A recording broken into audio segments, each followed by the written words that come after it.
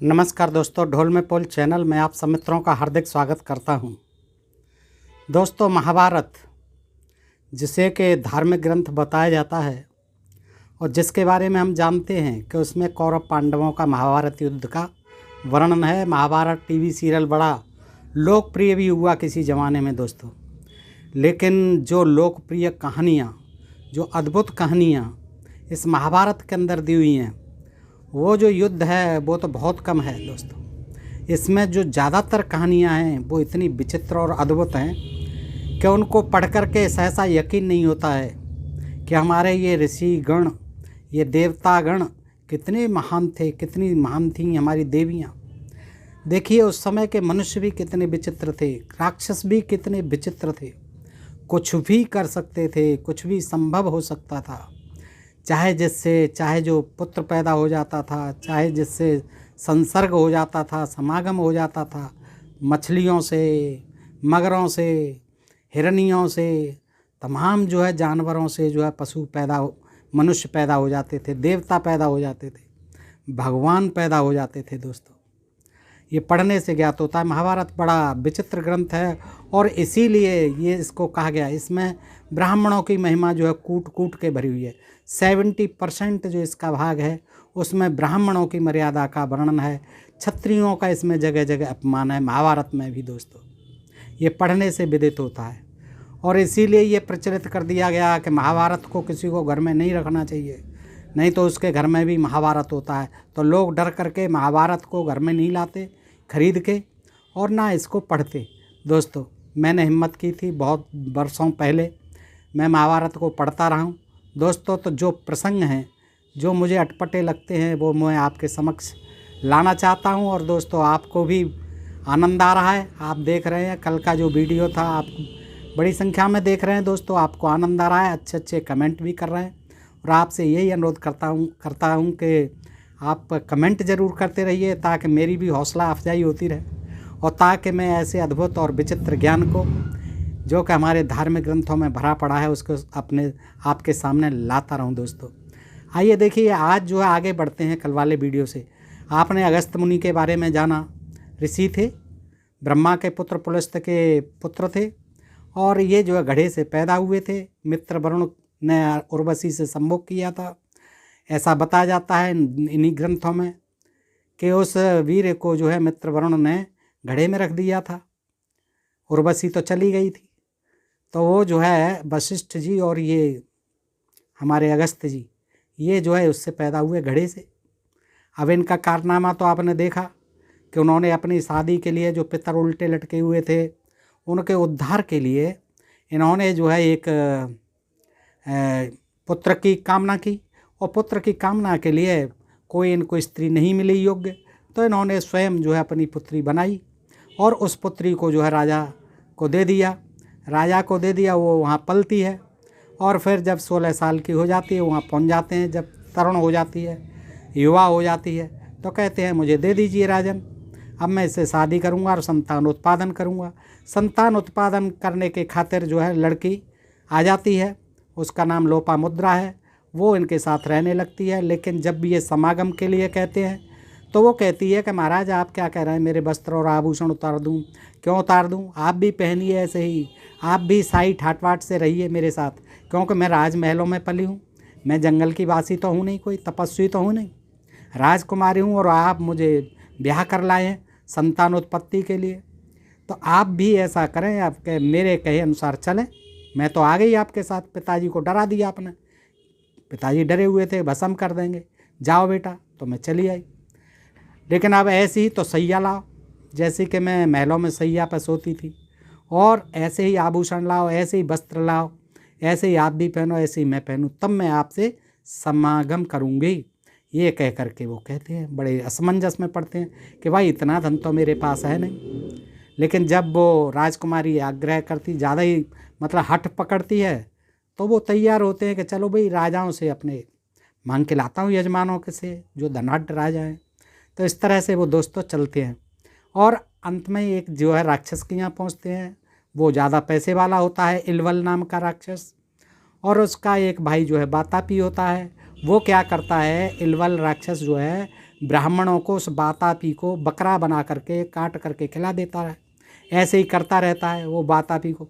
फिर वो बातापी को आवाज़ देता है तो पेट में से वो जिंदा निकल आता है बकरा जो है बातापी। तो बार बार ब्राह्मणों का जो है धर्म भ्रष्ट करता रहता है, ब्राह्मणों को परेशान करता रहता है। इलवल राक्षस वो भी पहुंच जाते हैं इलवल राक्षस के यहाँ, वो ही काम उनके साथ करता है। तो देखिए वो बकरा समझ के, और राजा जो साथ में थे 3-4, ये कहानी बड़ी विचित्र है दोस्तों, मैं आपको सुनाता हूँ।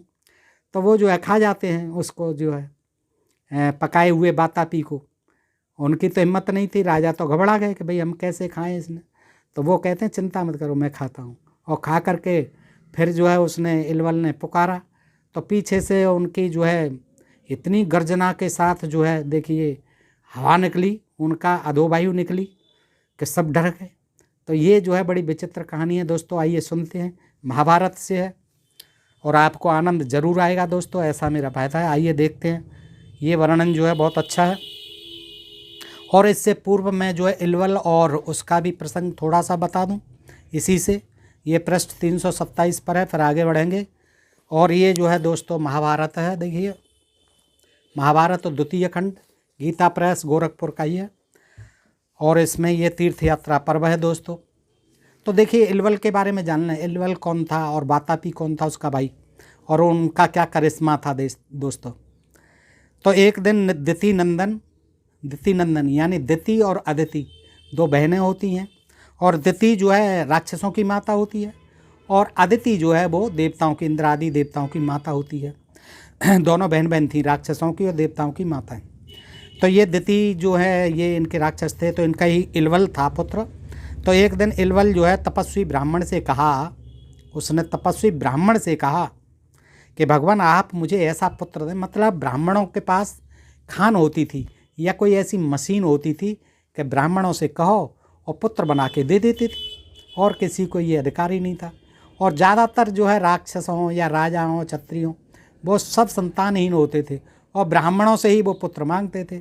ऐसे ही उस राक्षस राज ने, इलवल ने एक तपस्वी ब्राह्मण से कहा कि भगवान आप मुझे ऐसा पुत्र दें जो इंद्र के समान पराक्रमी हो, मेरे मौसेरे भाई इंद्र के समान पराक्रमी हो, ऐसा पुत्र दें।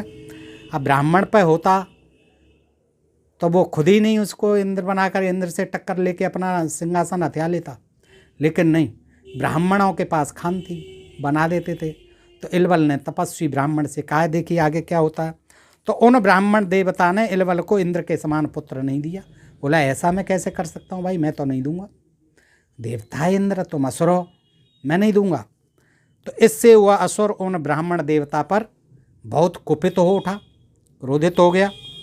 राजन तभी से इलवल दैत्य क्रोध में भरकर, और ये वैशंपायन जी सुना रहे हैं युधिष्ठिर महाराज को, युधिष्ठिर महाराज पे यही काम था, कभी किसी से कथा सुनते रहते हैं। पता नहीं ये समय कब था। तो उन ब्राह्मण देवता ने इलवल को इंद्र के समान पुत्र नहीं दिया। इससे वह असुर उन ब्राह्मण देवता पर बहुत कुपित हो उठा। राजन तभी से इलवल दैत्य क्रोध में भरकर ब्राह्मणों की हत्या करने लगा। देखिए ये वजह थी। उसने कहा ठीक है, अब तूने मुझे पुत्र नहीं दिया इंद्र के समान, अब मैं ब्राह्मणों को छोड़ूंगा नहीं। तो ब्राह्मणों की हत्या करने लग गया। वह मायावी क्या करता, मायावी कहते हैं राक्षसों को, मायावी, और देवता भी मायावी थे। तो क्रोध में अब मायावी अपने भाई वातापी को माया से बकरा बना देता था। देखिए अरे तो बकरा बना देता था तो यार पुत्र भी बना लेता, उसमें क्या दिक्कत थी, इतनी माया जानता था तो। देखिए क्या माया जाल था, असुरों का देवताओं का, चाहे जो बन जाते थे। तो वो क्या करता था, वो अपने भाई को बकरा बनाता था पहले। अच्छा फिर क्या करता था, वातापी भी इच्छानुसार रूप धारण करने में समर्थ था। दोनों में ये जादू थी। देखिए चमत्कारों से भरा हुआ है महाभारत। आप देखिए आजकल जो है एक बाबा के पीछे पड़े हुए लोग, अब बाबा क्या बुरा कर रहा है, उसके पुरखे बड़े चमत्कारी थे। देखिए यहीं से प्रेरणा मिल रही है इन सबको, बाबा भाइयों को। देखिए वह माया भी अपने भाई वातापी को माया से बकरा बना देता था, और वातापी भी कम नहीं था, वातापी भी इच्छानुसार रूप धारण कर लेता था, फिर आदमी बन जाता था। अतः वह क्षण भर में मेढ़ा और बकरा बन जाता था, खुद भी बन जाता था। देखिए, भेड़ा और बकरा बन जाता था। फिर इलवल उस भेड़े या बकरे को पकाकर उसका मांस रांधता और किसी ब्राह्मण को खिला देता। क्यों भाई, फोकट में क्यों खिलाता था ब्राह्मण को? क्या मज़ा आता था उसे अपने भाई को बकरा बनाना, फिर उसको काटना, फिर उसको रांधना, रांध करके फिर खिलाना ब्राह्मण को बुला करके। क्या मज़ा आता था। देखिए, केवल इसलिए कि उनका धर्म भ्रष्ट करता था, ब्राह्मण धर्म को भ्रष्ट करता था, राक्षस था।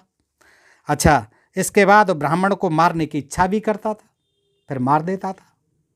अच्छा, क्या हुआ? स चाव्यति य वाचाम गतम वैवस्वच्छेयम स पुनर्देयम आस्थाय जीवनम स्मम प्रतदृश्यतः। 9वां श्लोक। इलवल में यह शक्ति थी कि वह जिस किसी भी यमलोक में गए हुए, और आगे देखो चमत्कार, यमलोक में गए हुए प्राणी को उसका नाम लेकर बुलाता, वह पुनः शरीर धारण करके जीवित दिखाई देने लगता था।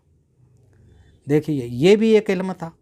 आजकल किसी में हो जाए तो अपने पिताजी, फिर उनके पिताजी, बाबा, दादा, प्रपिता में सबको बुला ले। यही चमत्कार नहीं है। बाकी और कुछ कोशिश कर रहे हैं छोटे मोटे चमत्कार करने की।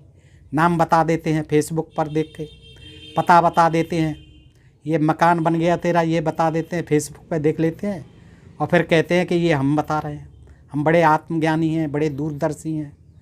ये सब पोल इनकी खुल रही हैं दोस्तों। लेकिन ये लोग हैं कि अपनी आदतों से बाज नहीं आते। इसको ये धर्म कहते हैं, धर्म के तत्व को खराब करते हैं। ये अंधविश्वास और पाखंड को बढ़ावा देते हैं। क्यों न दें, जब हमारे धर्म धुरंधर, धर्म के संस्थापक, धर्माचार्य तमाम जो है ये धर्म ग्रंथों में लिख गई ये कहानियाँ। आप देखिए, इनका कोई सिर पैर है? वो क्या करता था राक्षस? चलो देवताओं की तो मान लेते हैं, विष्णु जी, ब्रह्मा जी, शंकर जी, ये कमाल करते थे। लेकिन राक्षस भी एक जो है इलवल, देखिए नाम भी क्या है, इलवल, याद कर लें दोस्तों, काम आएगा। तो वो क्या करता था, यमलोक में जो चला जाता था ना, उसका नाम लेके पुकारता था, और जैसे ही नाम लेके पुकारता था यमलोक से वो आदमी पुनः वही शरीर धारण करके पृथ्वी लोक पर आ जाता था। आगे चलते हैं। ततो वातापिमं सुरम छागम कृत्वा सुसंस्कृतम तम ब्राह्मणम भोजयित्वा पुनरेवं समाव्यत। 10वां श्लोक। उस दिन वातापी दैत्य को बकरा बनाकर इलवल उसके मांस का संस्कार किया इलवल ने, और उन ब्राह्मण देव को वह मांस खिलाकर पुनः अपने भाई को पुकारा, खिला देता था। और भाई को जब आवाज़ देता था तो वातापी उसके अंगों को फाड़ के, शरीर को फाड़ के निकले आता था। ऐसे ही उस ब्राह्मण ने, जिसने मना कर दी कि मैं तुझे इंद्र समान नहीं दूंगा, पुत्र जो है नहीं दे सकता, तो उसको जो है बुलाया और उसको पका करके, बकरा बना करके अपने भाई वातापी को खिला देता है। अच्छा, आगे क्या होता है फिर कि राजन, इलवल के द्वारा उच्च स्वर से बोली हुई वाणी सुनकर वह अत्यंत मायावी ब्राह्मण शत्रु, ब्राह्मणों का शत्रु बलवान महादैत्य वातापी उस ब्राह्मण की पसली को फाड़कर हंसता हुआ निकल आया। अभी ये लेखक को ये ज्ञान नहीं है, पसली को फाड़ करके पसली में से थोड़ी निकला था, छाती को फाड़ कर कहना चाहिए था। पसलियाँ छाती में होती हैं, पसली में थोड़ी घुस गया था, वो छाती में से निकला। पेट में था, पेट फाड़ के ही कह देना था, पहुँच तो पेट में गया था। तो उसने जैसे ही वातापी को आवाज़ दी कि वातापी बाहर आओ, उसने क्या किया, ब्राह्मण देव की पसलियों को फाड़कर हंसता हुआ बाहर निकल आया, और ब्राह्मण देव जो है मर जाते थे। तो ये जो है देखिए एक चमत्कार। आगे के चमत्कार आप देखते हैं दोस्तों अगस्त महाराज के, कि वो जो है चल देते हैं धन प्राप्त करने के लिए, सुखसैया लाने के लिए, वस्त्र आभूषण लाने के लिए, राजाओं से मांगने के लिए चल दिए। देखिए दोस्तों, ततो जगाम कौरव्यम सो अगस्तो भिक्षुतम वसु श्रुतम रवाणम महीपालम यम वेदाभ्यधिकम नृपय। 1 नंबर। अब यहाँ लोमस जी सुना रहे हैं युधिष्ठिर को, लोमस जी ये कथा आगे की सुना रहे हैं। क्या कह रहे हैं? हे कुरुनंदन, तदनंतर अगस्त जी धन मांगने के लिए महाराज श्रुतरवा के पास गए। श्रुतरवा नाम भी देखिए क्या अजीब होते थे। श्रुतरवा के पास गए, जिन्हें वे सब राजाओं से अधिक वैभव संपन्न समझते थे। वहाँ पहुँच जाते हैं श्रुतरवा के पास, और श्रुतरवा के पास पहुँचते हैं तो वहाँ जो है वो अपनी कह देते हैं कि भाई मुझे ऐसे धन चाहिए। तो वो क्या करते हैं, अपने पूरे बही खाते जो है दिखा देते हैं कि महाराज हमारी ये बैलेंस शीट है, आप देख लो, इसमें तो निलबटा सन्नाटा है, अपने ही खर्चे लायक है बस। तो उन्होंने एक बही खाते चेक किए अगस्त जी ने, तो कहा कि हाँ यार, इसमें तो तेरे पास नहीं है इतना, तो मेरे काम भी नहीं चलेगा और तेरा भी काम नहीं चलेगा, तो चलो दूसरे के पास चलते हैं। अब दूसरे के पास चलते हैं तो श्रुतवा कहते हैं चलो मैं भी चलता हूँ, मैं आपको लेके चलता हूँ। तो तब राजा श्रुतवा ने महर्षि के सामने अपने आय व्यय का पूरा ब्यौरा रख दिया और कहा, ज्ञानी महर्षि, इस धन में से जो आप ठीक समझें वह ले लें। तब वे श्रुतवा को साथ लेकर राजा ब्रगनस्व के पास गए। ब्रगनस्व के पास गए, श्रुतवा को साथ लेके चलो आप मेरे साथ। उन्होंने भी अपने राज्य की सीमा पर जाकर उन दोनों सम्मान्य अतिथियों की अगवानी की। राजा ब्रगनस्व ने अगवानी की और विधि पूर्वक उन्हें अपनाया। वहाँ भी जाकर उन्होंने अपना यही रोया दुखड़ा कि भाई मुझे धन चाहिए। उन्होंने भी अपने बही खाते निकाल के दे दिए दोस्तों। फिर उन्होंने उसमें भी कुछ नहीं था, बैलेंस शीट देख ली पूरी। तो फिर वो उससे भी बोले। तब समान बुद्धि वाले ब्रह्मर्षि अगस्त्य ने उस विवरण में आय और व्यय बराबर देखकर यह निश्चय किया कि इसमें से यदि थोड़ा सा भी धन लिया जाए तो दूसरे प्राणियों को सर्वथा कष्ट होगा, आपकी प्रजा कष्ट पाएगी महाराज। तब अगस्त्य, श्रुतवा और ब्रगनस्व तीनों पुरकुत्सनंदन महाधनी त्रसदस्यु के पास गए। तीसरे राजा के पास पहुंच जाते हैं, त्रसदस्यु के पास, तीनों जो है मिलके। तो भूपालों में श्रेष्ठ इक्ष्वाकुवंशी महामना त्रसदस्यु ने उन्हें आते देख उनका स्वागत करने पहुंच जाते थे सीमा पर कि महाराज आ गए। और 2-3 भूपाल और साथ में 2 तो पहुंच जाते हैं। तो राज्य की सीमा पर पहुंचकर विधिपूर्वक उन सब का स्वागत सत्कार किया और उन सब से अपने यहाँ पधारने का प्रयोजन पूछा, कहिए महाराज कैसे आए हो आप लोग। तो उनने वो ही बता दिया। तब जो है उन्होंने कहा कि मेरा भी बही खाता देख लो आप, दिखाया, उसमें भी कुछ नहीं था। वो भी परेशान। तो अब आगे क्या कहते हैं कि लोमस जी कहते हैं, युधिष्ठिर, तब राजा ने उन्हें अपने आय व्यय का पूरा विवरण, उसने भी त्रसदस्यु ने भी दे दिया और कहा इसे समझकर जो धन शेष बचता हो वो आप ले लें, मना नहीं कर रहा हूँ मैं। तो समबुद्धि वाले महर्षि अगस्त्य ने वहाँ भी आय व्यय का लेखा बराबर देखकर यही माना कि इसमें से धन लिया जाए तो दूसरे प्राणियों को सर्वथा कष्ट हो सकता है, मेरा भी काम नहीं चलेगा इतने से। तो महाराज तब वे सब राजा परस्पर मिलकर एक दूसरे की ओर देखते हुए महामुनि अगस्त्य से इस प्रकार बोले। देखो 3 राजा हो गए, महाराजा हो गए, और तीनों राजा क्या कहते हैं अगस्त्य मुनि से, ब्राह्मण, पड़ोस का राजा है इलवल, यह इलवल दानव इस पृथ्वी पर सबसे अधिक धनी है, सबसे रिचेस्ट है, उसके पास चलते हैं। हम सब लोग उसी के पास चलकर आज धन की याचना करते हैं, चलो हम भी चलते हैं। अयम वै दानवो ब्रह्मनिल्वत्लो वस्मान भूमि तवत्क्रमं सर्वे अद्यम वयम चार्थामहे वसु। 19वां दोहा, वो श्लोक। ब्रह्मन, यह इलवल दानव इस पृथ्वी पर सबसे अधिक धनी है, हम सब लोग उसी के पास चलकर आज धन मांगे। अब देखिए, राजाओं पर नहीं था, देवताओं पर भी नहीं था धन, ऋषि महर्षियों पर भी नहीं था, कहाँ पहुँचे अब, राक्षस के यहाँ। इलवल जो है, जो दिति का पुत्र था, महाबलवान राजा था, महामाया भी था, उसके यहाँ पहुँचते हैं। तो युधिष्ठिर उस समय उन सबको इलवल के यहाँ याचना करना ही ठीक जान पड़ा, अतः वे एक साथ होकर इलवल के यहाँ शीघ्रतापूर्वक पहुँच गए। तो आगे क्या होता है, उस समय असुर श्रेष्ठ इलवल ने अपने भाई नहीं, राजा इलवल ने महर्षि सहित उन राजाओं को आता जानकर मंत्रियों के साथ अपने राज्य की सीमा पर उपस्थित होकर उन सब का पूजन किया, अगवानी की, पूजन किया, वेलकम किया, चरण वंदना की ब्राह्मण देव की। कुरुनंदन, उस समय असुर श्रेष्ठ इलवल ने अपने भाई बातापी का मांस रांध कर उसके द्वारा उन सब का आतिथ्य किया। देखिए कितना चतुर था, बस कुछ और नहीं खिलाता पिलाता था ब्राह्मणों को जो है वो, लेकिन राजा भी थे साथ में, तब तो उसे ऐसी गुस्ताखी नहीं करनी चाहिए, पर वो ब्राह्मणों से चिढ़ा हुआ था क्योंकि उसे पुत्र नहीं दिया। अब देखिए क्या होता है, बना दिया उसे भाई को, भेड़ के रूप में महान दैत्य वातापी को रांधा गया और ये देख करके उन सभी राजर्षियों का मन खिन्न उन्हीं के आगे पकाया।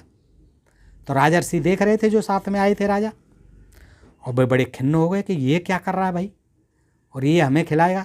और वे अचेत से हो गए, देखते ही देखते वो तो हो गए, बिल्कुल मूर्छित हो गए, अचेत हो गए। तब ऋषि श्रेष्ठ अगस्त्य ने उन राजर्षियों से आश्वासन देते हुए कहा, तुम लोगों को चिंता नहीं करनी चाहिए। क्यों बेसुध हो रहे हो, बेहोश हो रहे हो? आपको क्या चिंता करने की जरूरत है? नो टेंशन, मैं ही इस महादैत्य को खा जाऊंगा अकेला, चिंता मत करिए, आदमखोर हूं मैं। ऐसा कहकर महर्षि अगस्त्य प्रधान आसन पर जा बैठ गए। जो सबसे ऊंचा था ब्राह्मण देव का, राजाओं का बगल में छोटे आसन थे, तो वो अपने आसन पर बैठ गए, ऊंचे आसन पर। और दैत्यराज इलवल ने हंसते हुए उन्हें वह मांस परोस दिया। हंसता जा रहा है, खाइए ब्राह्मण देव, लीजिए मांस खाइए आप। और उन्हें पता है, बोले लाइए, अरे इसको तो मैं अकेला ही पचा जाऊंगा भाई, चिंता मत करो तुम लोग। और राजा लोग देख रहे हैं, तीनों जो साथ में आए थे। अगस्त्य एवं कृत्सन्नम तु वातापिम बुभुजे ततः भुक्तम वत्स्यम सुरो अहन्यात्मं करोतम तस्य चैलवलः। छठवां श्लोक, पृष्ठ 334। अगस्त्य जी ही वातापी का सारा मांस चट कर गए। उन्हें क्या दिल लगनी थी, चट कर गए। देखिए, आदमी के मांस को, राक्षस के मांस को, तब जो है छूने से यहाँ पवित्र हो जाते हैं। और अगस्त्य जी महाराज पूरा मांस खा गए उसका, बकरा समझ के बकरा बना देता था। जब वे भोजन कर चुके तब असुर इलवल ने वातापी का नाम लेकर पुकारा। वो पुकारता था और वो बाहर निकल आता था, तभी जो है उनका शरीर फट जाता था, मर जाते थे ब्राह्मण। लेकिन अगस्त्य तो बड़े चमत्कारी थे, उनका क्या बिगड़ना था। देखिए, वो उन्होंने अपनी चाल चली। देखिए यहाँ क्या करते हैं, ततो वायु प्रादुर्वम दूतजम महात्मना शब्देन महता ताता गर्जन्यवम यथा घन। 7वां श्लोक, जब वातापी ने आवाज, वो इलवल ने आवाज दी कि भाई वातापी बाहर आओ, तो क्या होता, उस समय महात्मा अगस्त्य की गुदा से गरजते हुए मेघ की भांति भारी आवाज के साथ अधो वायु निकली। हो गया खेल। क्या हुआ समझे दोस्तों, जैसे पहले तो निकल आता था लेकिन अब नहीं निकला। क्या निकली, मेघ की भांति भारी गड़गड़ गड़गड़ गड़गड़ करती हुई, ध्वनि करती हुई उनकी गुदा से अधो वायु निकली। निकल गई उनकी हवा, फूंक निकल गई नीचे से, पचा गए। इलवल बार बार कहने लगा, वातापे निकलो निकलो, कहाँ फंस गए तुम, कहाँ रह गए? अरे भाई वो तो निकल गया, पच गया, हवा भी निकल गई नीचे से। तब मुनिश्रेष्ठ अगस्त्य ने उससे हंसकर कहा, अब हंसी तो आनी थी, काम हो गया। क्या कहते हैं, कुतो निष्क्रमितुम शक्तो मया जीर्णस्तु सो असुर इलवलस्तो विस्तन्नो अभूत दृष्ट्वा जीर्णम महासुर। 9वां श्लोक, अब वह कैसे निकल सकता है इलवल, मैंने लोकहित के लिए बड़े ब्राह्मणों को मारता था, यही लोकहित था, और किसी को नहीं खिलाता था, वो ब्राह्मणों को ही खिलाता। और ब्राह्मण जो है अपने हित को लोकहित बता देते हैं। देखिए अगस्त्य, मैंने लोकहित के लिए उस असुर को पचा लिया है, तुम्हारे भाई को पचा गया मैं, तो डाइजेस्ट हो गया, मेरा डाइजेस्टिव सिस्टम बड़ा स्ट्रांग है। कहाँ भूले हुए हो तुम, साधारण ब्राह्मण समझ लिया क्या इलवल, अब तुम पड़े हो चक्कर में। महादैत्य वातापी को पच गया देख इलवल को बड़ा दुख हुआ। अब वो रोने लगा कि भाई ये तो जो है महान चमत्कारी संत पल्ले पड़ गए, मेरा भाई भी गया काम से। अब देखिए दोस्तों क्या होता है, उसने मंत्रियों सहित हाथ जोड़कर उन अतिथियों से यह बात पूछी, आप लोग किस प्रयोजन से यहाँ पधारे हैं भाई? ये तो आपने मेरा तो कर दिया सत्यानाश, भाई को पचा गए ये महामुनि। अब बताओ यार तुम आए क्यों हो मेरे यहाँ, मैं आप लोगों की क्या सेवा करूं, क्या खिदमत करूं, बताइए। तब महर्षि अगस्त ने हंसकर इलवल से कहा, असुर, हम सब लोग तुम्हें शक्तिशाली शासक एवं धन का स्वामी समझते हैं। हमें ज्ञात हुआ है कि आप बड़े बलशाली हैं, शक्तिशाली हैं, शासक हैं, धन के स्वामी हैं। ये नरेश अधिक धनवान नहीं हैं, ये तीनों जो मेरे साथ फिर रहे हैं, और मुझे बहुत धन की आवश्यकता पड़ी है। मेरी पत्नी ने मांगा है, लोपामुद्रा ने, तभी वो मेरे साथ सैया पर शयन करेगी, तभी मैं बच्चा पैदा कर पाऊंगा। पूरी कथा सुनाते हैं। अतः दूसरे जीवों को कष्ट न देते हुए अपने धन में से यथाशक्ति कुछ भाग हमें दे दीजिए। अधिकार से मांगते थे, अपना भाई कुछ धन दो हमें। तब इलवल ने महर्षि को प्रणाम करके कहा, मैं कितना धन देना चाहता हूँ, कितना धन देना है, यह बात यदि आप जान लें तो मैं आपको धन दूंगा। महान असुर, तुम इनमें से एक एक राजा को, जो मेरे साथ आए हैं तीनों, 10,000 गौएं तथा उतनी ही 10,000 सुवर्ण मुद्राएं देना चाहते हो। इन राजाओं की अपेक्षा दूनी गायें और दूनी सुवर्ण मुद्राएं तुमने मेरे लिए देने का विचार किया है। महादैत्य, इसके सिवा एक स्वर्णमय रथ, सोने का रथ, जिसमें मन के समान तीव्रगामी 2 घोड़े जुते हों, सोने के ही, तुम मुझे और देना चाहते हो। सोने का रथ और घोड़े भी जुते हों, तुम मुझे और देना चाहते हो। बताओ, इतना दे पाओगे? इनको 10,000 गायें दीजिए, 10,000 सुवर्ण मुद्राएं दो, ये मेरे साथ आए हैं, क्योंकि आप पे अपार संपत्ति है। आपका तो विश्व में नाम है, पूंजीपतियों में, धनपतियों में इलवल, आप ही दे सकते हैं। तो इनको 10,000 गायें दीजिए, वो गौएं, और 10,000 सुवर्ण मुद्राएं, और मुझको दूनी, यानी मुझे 20,000 गायें और 20,000 सुवर्ण मुद्राएं और एक सोने का रथ, उसमें 2 घोड़े जुते हुए जो तीव्र गति से चलते हों, ये मुझे देना चाहते हो। राजन, इस पर इलवल ने अगस्त मुनि से कहा, आपने मुझसे जो कुछ कहा है वह सब सत्य है, किंतु आपने जो मुझसे रथ की बात कही है, उस रथ को हम लोग सुवर्ण में नहीं समझते हैं, वो हमारे पास नहीं है, सुवर्ण में नहीं समझते हैं। महादत्त, मेरे मुँह से पहले कभी कोई बात झूठ नहीं निकली, अगस्त महाराज कह रहे हैं। अतः शीघ्र पता लगाओ, यह रथ निश्चय ही सोने का है। जो आपका रथ खड़ा हुआ है ये निश्चय ही सोने का है। आप झूठ बोल रहे हैं, आपको कुछ पता नहीं है।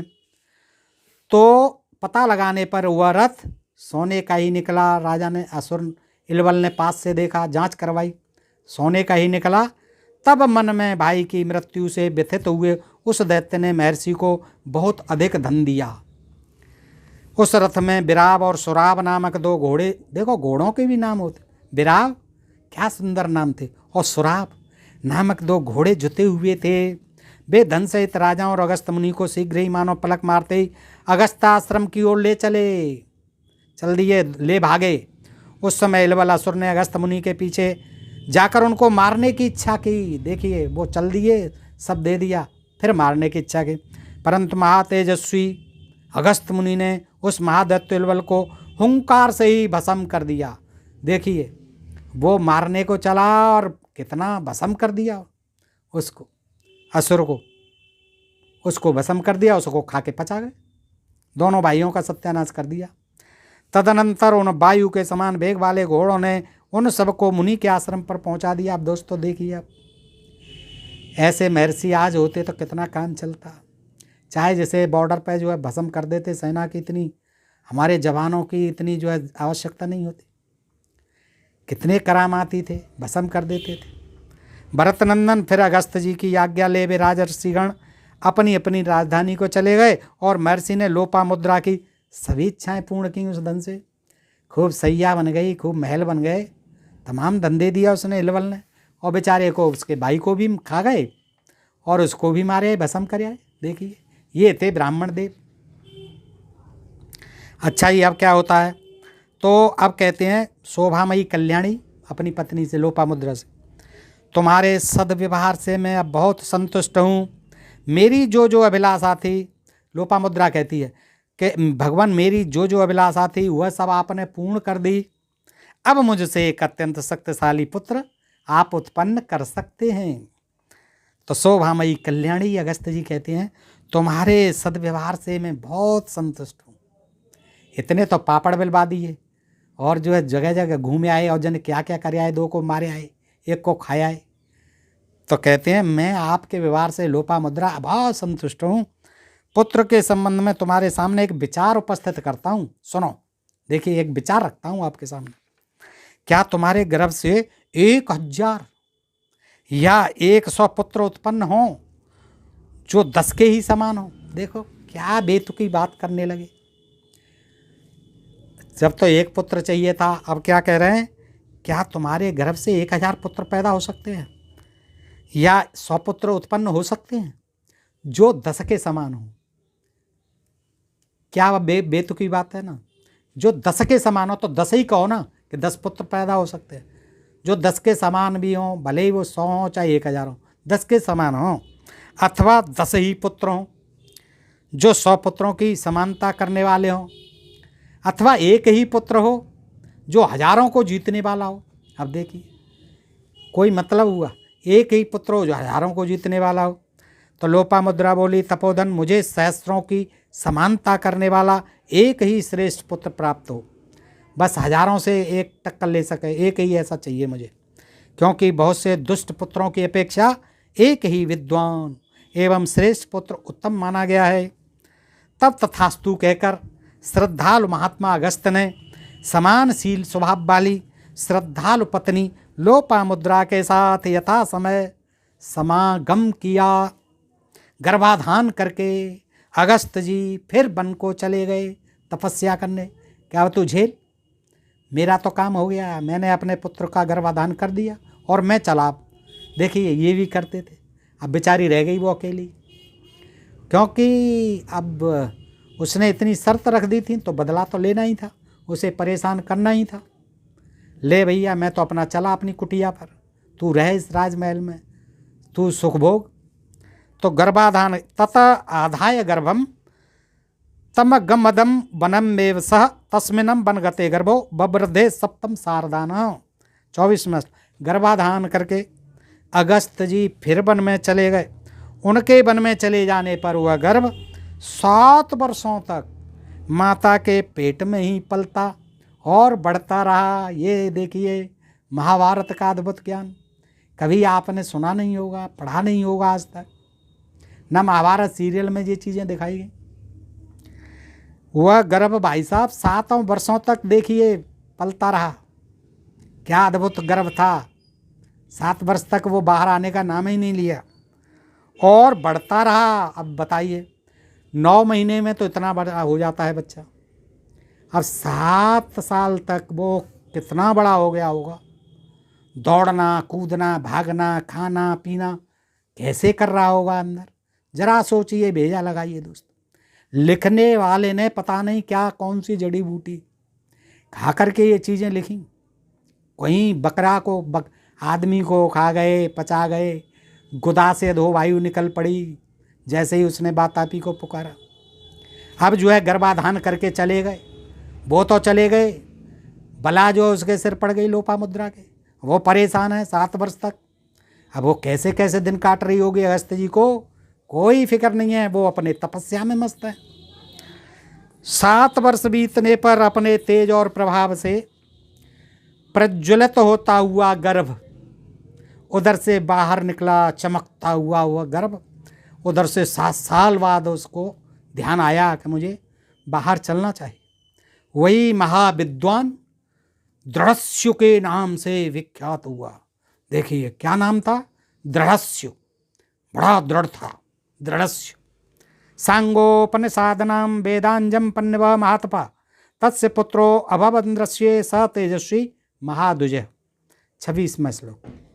महर्षि का हुआ महातेजस्वी और तेजस्वी पुत्र, महातपस्वी और तेजस्वी पुत्र जन्म काल से ही अंग और उपनिषदों सहित संपूर्ण वेदों का स्वाध्याय सा करता जान पड़ा। संपूर्ण वेदों का अध्ययन करता हुआ सा जान पड़ा, कर नहीं रहा था, ऐसा जान पड़ा कि वो संपूर्ण वेदों का अध्ययन कर रहा है, उपनिषदों का अध्ययन कर रहा है। दृढ़स्व ब्राह्मणों में महान माने गए, महान तो माने जाएंगे। 7 साल बाद आए बाहर, और अगस्त जी के थे, वो तपस्या करने चले गए गर्भाधान करके, तो क्यों नहीं महान होंगे, क्यों नहीं वेद पढ़ते हुए निकलेंगे। पिता के घर में रहते हुए तेजस्वी दृढ़ सुबाल काल से ही समिधा का भार बहन करके लाने लगे। अतः इधम बाहा नाम से इधम बाहा नाम भी हुआ, क्योंकि वो पिताजी के लिए समिधा लाते थे जंगल से। अपने पुत्र को स्वाध्याय और समिधा नयन के कार्य में संलग्न देख महर्षि अगस्त उस समय बड़े प्रसन्न हुए। भारत इस प्रकार अगस्त जी ने उत्तम संतान उत्पन्न की, दृढ़स्य पैदा कर दिए। इस तरह से किए, देखिए कितने पापड़ बेलने पड़े अगस्त जी महाराज को। तो देखिए कितने चमत्कार थे, ऐसे चमत्कार आज के कहाँ कर पा रहे हैं। उनके जो है बच्चे छोटे छोटे चमत्कार कर रहे हैं, फिर भी लोग करने नहीं दे रहे हैं, उनके पीछे पड़ गए कि आप फेसबुक से बता रहे हो, आप जो है रैकेट है आपका, इस तरह से सब पहले से ही जानकारी हासिल कर लेते हैं, तब आप बता देते हैं। ऐसा कोई चमत्कार नहीं है, सब पीछे पड़े हुए हैं। लेकिन भाई ये जो है कितने चमत्कारी थे, मनुष्य को खा जाते थे, पचा जाते थे, भस्म कर देते थे चाहे, जिसे कोई दान नहीं देता था राजा। तो दोस्तों ये चीज़ें मैं नहीं कहता, ये आप भी पढ़ सकते हैं, ये महाभारत है दोस्तों, द्वितीय खंड है, इन सब में यही पढ़ी है और अच्छी कहानियाँ हैं। इनसे थोड़ा सा हंसी भी आती है, मनोरंजन भी होता है, और मनोरंजन होता है तो स्वास्थ्य भी अच्छा रहता है। इसलिए मैं भी पढ़ता हूँ और आप भी सुन लीजिए। तो दोस्तों आपसे अनुरोध करूँगा कि इस प्रसंग को पूरा देखें और पसंद आए तो मित्रों को भी शेयर करें, और अपने प्रिय चैनल ढोल में पोल को सब्सक्राइब करते रहें। आज के लिए इतना ही। सुनने के लिए आप सब मित्रों का, कमेंट करने के लिए आप सब मित्रों का, लाइक करने के लिए आप सब मित्रों का, सब्सक्राइब करते रहने के लिए आप सब मित्रों का सदैव आभारी रहूँगा। हृदय से आभार। नमस्कार, जय हिंद, जय भारत दोस्तों।